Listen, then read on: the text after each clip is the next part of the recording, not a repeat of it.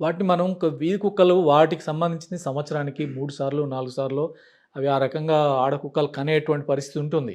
అవి సంఖ్య పెరుగుతున్నాయి. అవి పెరుగుతాయి. మనం మన సమాజానికి ఏ మేరకు దాన్ని కంట్రోల్ చేయాలనేది మన నిర్ణయాలు తీసుకొని అమలు చేయాలి. లేకపోతే ఏమవుతుందంటే అది వాటిని నియంత్రించే చర్యలు ఎక్కడైనా ఏ గవర్నమెంట్ అయినా చేయాల్సిందే. మరి అవి పెరుగుతుంటాయి. మనుషులు కూడా పెరుగుతుంటారు. మనం ముగ్గురొద్దు, ఇద్దరు, ఒక్కరు అని ప్రచారం చేశాం గదా! అట్లా జంతువుల విషయాలలో కూడా ప్రభుత్వం తీసుకోవాలి. మన సమాజమే ఆ రకంగా స్పందించాలి. వాటి సంఖ్య తగ్గించాలి.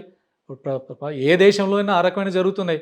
ఇప్పుడు ఆస్ట్రేలియాలో కంగారు జంతువులు ఎక్కువైపోయి పంటలను నాశనం చేస్తే కంగారుల్ని వేలకు వేలు చంపేసినటువంటి చరిత్ర ఆస్ట్రేలియాలో ఉంది. అనేక దేశాల్లో ఆ రకం చేస్తున్నారు గూడా. మనం గూడా ఆ రకంగా ఒక మనుషులకే ప్రమాదకరంగా బ్రతుకుకే సమస్యగా మారినప్పుడు వాటిని నిరోధించే చర్యలు చేయాలి.